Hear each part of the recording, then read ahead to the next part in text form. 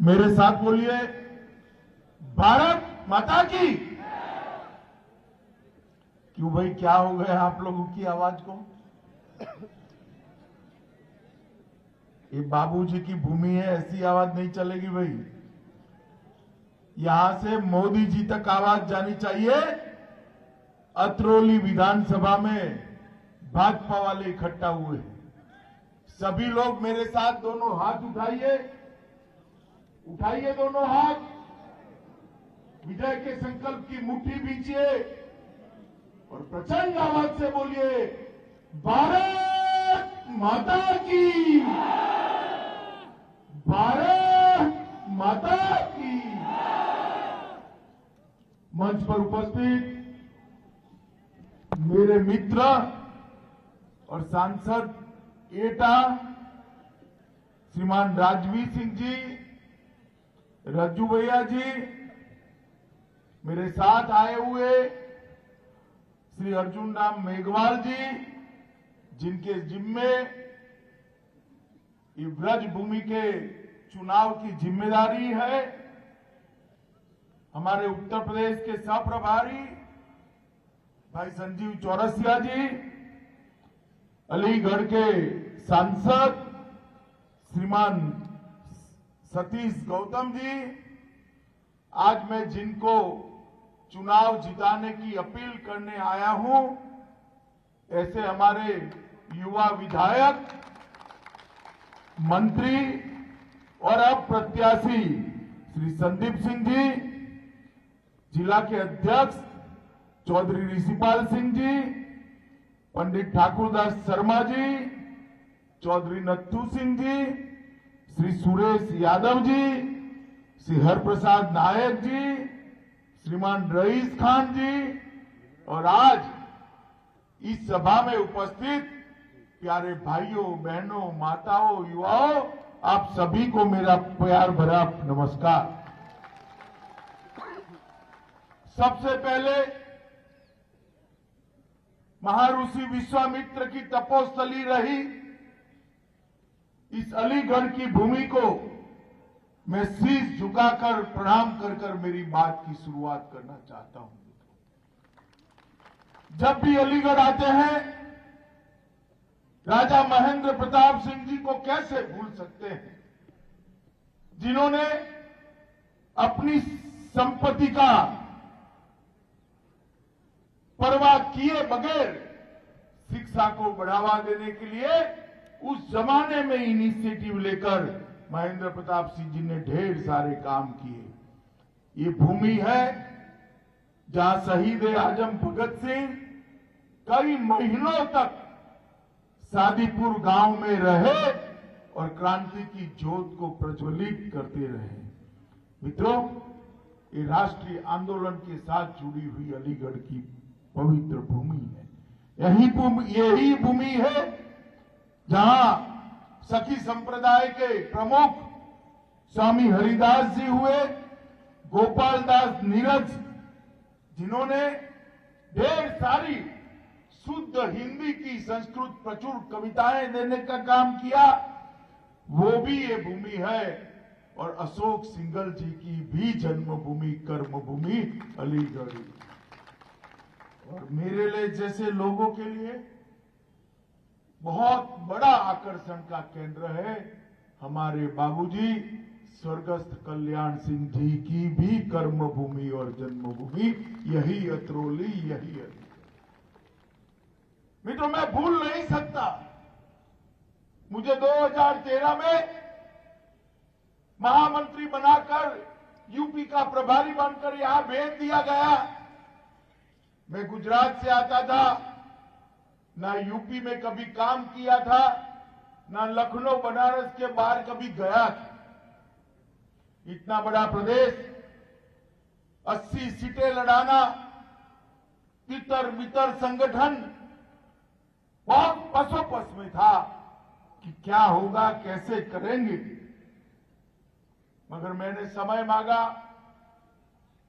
बाबूजी ने समय दिया, राजू भैया भी थे, बाबूजी के घर पर भोजन के लिए गया और पिता की तरह जैसे पिता अपने बच्चे को उंगली पकड़कर चलना सिखाता है, उत्तर प्रदेश की राजनीति के पाठ सिखाने का काम महान बाबूजी ने किया और उसी की नींव पर आज 3 सरकारें बनी। एक व्यक्ति जिसने सबसे पहले उत्तर प्रदेश के अंदर समाज का विभाजन करे बगैर पिछड़ा समाज को उसका अधिकार देने की बात करी, अधिकार दिया और उत्तर प्रदेश के पिछड़ा समाज का राजकीय गौरव बढ़ाने का काम किया। एक ऐसी व्यक्ति, जब सवाल आया कि राम जन्मभूमि चाहिए या मुख्यमंत्री की कुर्सी चाहिए, खुमारी के साथ हंसते हंसते मुख्यमंत्री की कुर्सी को ठोकर मारकर राम जन्मभूमि काम किया। हम तो बड़े युवा थे, मैं झांसी की जेल में था, वहां पर कोर्ट में ले गए, वहां किसी के घर पे साथ में बिठाया, टीवी पर देखते थे, बाबूजी इस्तीफा देने गए, चेहरे पर गौरव का भाव था, कोई दुख नहीं था कि राम जन्मभूमि के लिए इस्तीफा देने जा रहे हैं। और आज बाबूजी की आत्मा को जरूर शांति मिलती होगी, क्योंकि उनके जीते जी ही हमारे देश के प्रधानमंत्री नरेंद्र मोदी जी ने राम जन्मभूमि का शिलान्यास कर आसमान को छूने वाला राम मंदिर बनाने का निर्णय किया। और मेरे लिए, मैं अतरौली दूसरी बार आया हूं, मेरे जीवन में बड़ी रोमांच करने वाली बात होती है, इस धरती पर पग रखता हूं तब बाबूजी की याद सदैव मुझे आती है। मित्रों, मैं आज यहां आया हूं तब ये पूरी ब्रजभूमि की जनता को हाथ जोड़कर करबद्ध निवेदन करने आया हूं कि आपने 2014 में मोदी जी को प्रधानमंत्री बनाया, 2017 में भारतीय जनता पार्टी की सरकार बनाई, 19 में फिर से प्रधानमंत्री बनाया और अब 2022 में हमारे सफल मुख्यमंत्री श्री योगी आदित्यनाथ को फिर से एक बार मुख्यमंत्री बनाने का काम। ये 14, 17 और 19 का चुनाव, ये उत्तर प्रदेश का किस्मत बदलने वाला चुनाव रहा है। यहां सपा बसपा, बसपा सपा, ये बुआ भतीजा, ये जातिवादी सरकारें उत्तर प्रदेश का भला नहीं कर पाई। 22 करोड़ की आबादी वाला ये सूबा धीरे धीरे धीरे बीमारू राज्य बन गया था। भारतीय जनता पार्टी की सरकार आई, ऊपर 7.5 साल से मोदी जी की सरकार है, 5 साल से योगी आदित्यनाथ की सरकार है और 5 साल की डबल इंजन की सरकार ने उत्तर प्रदेश को बदलने का काम किया।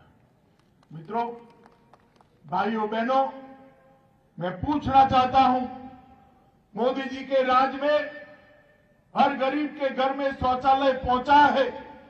अगर सपा की सरकार होती तो गरीब के घर में कभी शौचालय आता क्या? बताइए, आता क्या? हर गरीब के घर में बिजली पहुंची है। अगर समाजवादी पार्टी की सरकार होती तो गरीब के घर में बिजली आती क्या? जोर से बोलिए, आती क्या? हर गरीब की महिला के घर में गैस का सिलेंडर पहुंचा है। भाई पहुंचा है नहीं पहुंचा है?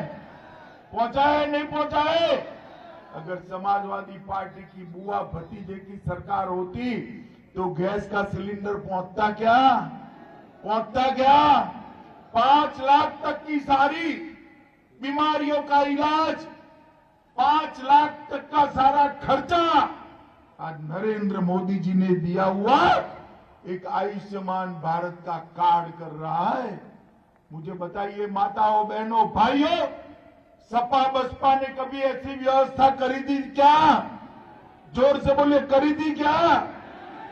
हर घर में शौचालय, हर घर में गैस, हर घर में कार्ड, हर घर में लाइट और 40 लाख से ज्यादा लोगों को घर देने का काम ये भारतीय जनता पार्टी के प्रधानमंत्री नरेंद्र मोदी जी ने किया है। मित्रों, नरेंद्र मोदी, आप मुझे बताइए भाई, कितने लोगों ने टीके लिए? हाथ ऊपर करिए तो। सबने लिए ना?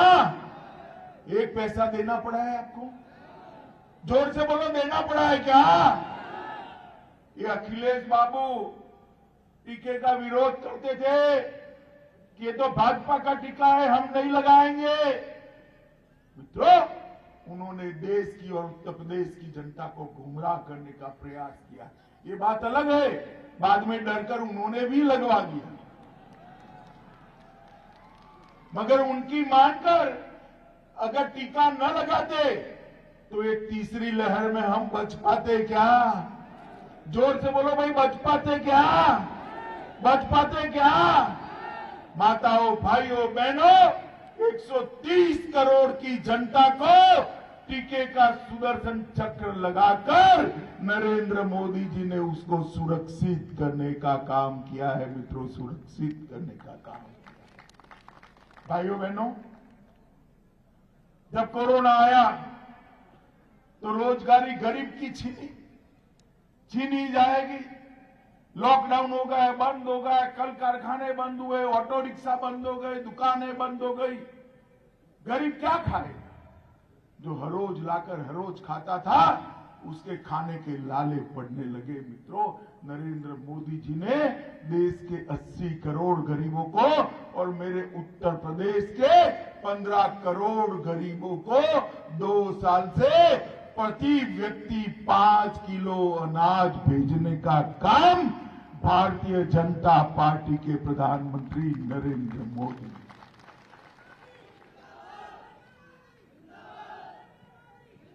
उत्तर प्रदेश के 15 करोड़ गरीबों के लिए एक कमल का फूल नहीं है। कमल के फूल पर मां लक्ष्मी, मां अन्नपूर्णा साक्षात उनके घर में आई है। उनके बच्चों के पेट भरने का काम 2 साल तक नरेंद्र मोदी सरकार ने किया है। मित्रों, मुझे 7 अर्थ में बताइए, इस सपा बसपा सपा की सरकारें चलती थी, तब राजा महेंद्र प्रताप सिंह के नाम पर किसी को यूनिवर्सिटी बनाने का याद आया था क्या? आया था? बनानी चाहिए या नहीं बनानी चाहिए? योगी आदित्यनाथ जी ने मोदी जी के हाथ से राजा महेंद्र प्रताप सिंह के नाम से यूनिवर्सिटी बना दी और कासगंज, एटा, हाथरस और अलीगढ़ के 100 से ज्यादा कॉलेजों को जोड़कर हमारे युवाओं की पढ़ाई लिखाई की हमेशा के लिए व्यवस्था करने का काम किया। आप मुझे बताइए, ये बहन जी की और अखिलेश की सरकारें थी, गुंडे परेशान करते थे या नहीं करते थे भाई? जोर से बोलो, करते थे या नहीं करते थे? ये पुलिस जो है ना, वो गुंडों से डरती थी, भागती थी। पूरे देश में पुलिस से गुंडे डरते हैं, उत्तर प्रदेश में माफियाओं से पुलिस डरती थी। योगी आदित्यनाथ की सरकार आई, 5 साल में माफिया पलायन कर गया उत्तर प्रदेश के बाहर। आज पूरे उत्तर प्रदेश में माफिया ढूंढते हैं तो 3 ही जगह पे दिखाई पड़ता है। एक तो जेल में दिखाई पड़ता है, दूसरा उत्तर प्रदेश के बाहर दिखाई पड़ता है, और तीसरा अगर माफिया ढूंढना है तो समाजवादी पार्टी के प्रत्याशियों की सूची में देख लीजिए, वहां पर भी दिखाई पड़ता है। मुझे बताओ, ये लोग उत्तर प्रदेश का भला कर सकते हैं क्या? अगर माफियाओं का राज गया तो मोदी जी, माफियाओं का राज रहा तो मोदी जी जो डिफेंस कॉरिडोर अलीगढ़ में लेकर आए हैं, जिसमें लाखों करोड़ का इन्वेस्टमेंट आना है, वो डिफेंस कॉरिडोर में कोई इंडस्ट्री लेकर नहीं आएगा। आएगा बताओ आप? आएगा क्या? ये भाई बैठ जाओ तुम। ओ ये मीडिया वालों को बुलाओ तो जरा। बैठ जाओ भैया, बीच सभा में क्या कर रहे हो आप? बैठ जाओ नीचे। ये कैमरामैन बैठ जाओ। मित्रों, अगर माफियाओं का राज फिर से लाए, सपा का राज फिर से लाए, तो फिर से एक बार एक कल कारखाने जाने वाले हैं। उत्तर प्रदेश के मुख्यमंत्री योगी आदित्यनाथ ने कानून और व्यवस्था का राज लाने का काम किया है। डकैती में 70% की कटौती, लूट में 69% की कटौती, हत्या में 29% की कटौती, अपहरण में 35% की कटौती और बलात्कार के अंदर 30% से ज्यादा कटौती करने का काम ये भारतीय जनता पार्टी की सरकार ने किया। मित्रों, आप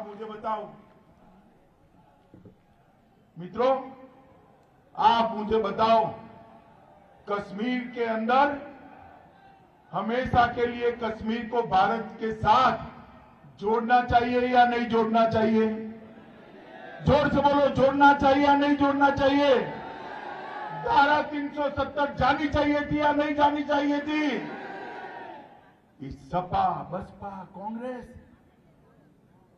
कभी हटाते क्या? हटाते? आपने मोदी जी को प्रधानमंत्री दूसरी बार बनाया। 5 अगस्त 2019 को मोदी जी ने धारा 370 को उखाड़ कर फेंक, ये विरोध करते थे। अखिलेश खड़े होकर धारा 370 का विरोध करते थे। आएंगे नहीं, हिम्मत नहीं अतरौली आने की, मगर आए तो पूछना अतरौली वालों कि क्यों विरोध करते थे धारा 370 का। इस तरह से वोट बैंक की राजनीति होती। मेरे सामने खड़े होकर कहा था खून की नदियां बहेगी। अरे अखिलेश बाबू, खून की नदियां छोड़ो, कंकर चलाने की किसी की हिम्मत नहीं हुई। कंकर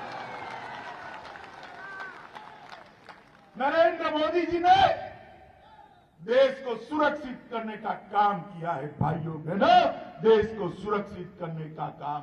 इस सोनिया मनमोहन की सरकार की 10 साल तक सपा बसपा इसका समर्थन करते थे और पाकिस्तान से आलिया मालिया जवालिया घुस जाते थे, हमारे जवानों के सर काट कर ले जाते। और वहां दिल्ली में प्रधानमंत्री के सर पर, माथे पर जू नहीं रहे, मौनी बाबा मौन बैठे थे। नरेंद्र मोदी जी की सरकार आई, भाजपा की सरकार आई। ये पाक प्रेरित आतंकवादियों को मालूम नहीं था कि ये सरकार बदल गई है। उन्होंने उरी में हमला किया, पुलवामा में हमला किया, हमारे जवानों को मौत के घाट उतार दिया। मित्रों, मगर इस बार कांग्रेस की सरकार नहीं थी, ना ही मनमोहन सिंह प्रधानमंत्री थे। भारतीय जनता पार्टी की कमल फूल की सरकार थी और नरेंद्र मोदी जी प्रधानमंत्री थे। मित्रों, 10 ही दिन के अंदर सर्जिकल स्ट्राइक और एयर स्ट्राइक कर पाकिस्तान के घर में घुसकर आतंकवादियों का सफाया करने का काम ये भारतीय जनता पार्टी। नरेंद्र मोदी जी ने देश की 130 करोड़ की जनता का माथा गौरव से ऊंचा कर दिया। दुनिया भर में संदेश भेज दिया कि भारत की सीमाओं का उल्लंघन करने का किसी को भी अधिकार नहीं है। मित्रों, ये अपना अलीगढ़, मैं तो गुजरात से आता हूं। आज भी गुजरात में ताला लाना है तो कोई ऐसा नहीं कहता है ताला लेकर आओ, ऐसा कहते हैं अलीगढ़ का ताला लेकर आओ। कहते हैं या नहीं कहते देश भर में? जरा जोर से बोलो ना भाई। ये अलीगढ़ के ताले की फैक्ट्री को ये बुआ भतीजा ने ताला लगा दिया था। लगाया था नहीं लगाया था? फैक्ट्रियां बंद थी या नहीं थी? एक जिला एक उत्पाद हमने हमारे घोषणा पत्र में लेकर आए ताला उद्योग को बढ़ावा देकर अब सैकड़ों ताले बनाने की फैक्ट्री फिर से अलीगढ़ में शुरू हो गई है मित्रों, फिर से शुरू होने की। ये काम भारतीय जनता पार्टी, ये राहुल बाबा है, इनको मालूम नहीं है, अभी अभी घूमने निकले हैं, उनको मालूम नहीं है कि खरीफ में कौन सा फसल होता है और रबी में कौन सा। मगर किसी ने पकड़ा दिया उनको कि भाई अलीगढ़ जाओ तो आलू की बात करना, किसान खुश हो जाएंगे। अब ये किसान को क्या समझते हैं मालूम नहीं है। राहुल बाबा सुबह 4 बजे ठंड में पानी डालने किसान जाता है, उसने जमाना देखा है, कोई आपकी बातों से खुश नहीं होगा। मगर बात करने लगे तो बात क्या की, हम यहाँ आलू की फैक्ट्री लगा देंगे। भाइयों बहनों बताओ, आलू कभी फैक्ट्री में होता है क्या? जिसको ये मालूम नहीं है आलू फैक्ट्री में होता है या खेत में उगाते हैं, जमीन के ऊपर होता है या जमीन के नीचे होता है। अब वो कहने लगे कि हम किसानों की समस्या का समाधान करने लगेंगे। कर सकते हैं क्या? कर सकते हैं क्या? नरेंद्र मोदी जी ने उत्तर प्रदेश के 7 करोड़ से ज्यादा किसानों को हर साल 6,000 रुपया डायरेक्ट उसके बैंक अकाउंट में भेजने का काम किया है मित्रों।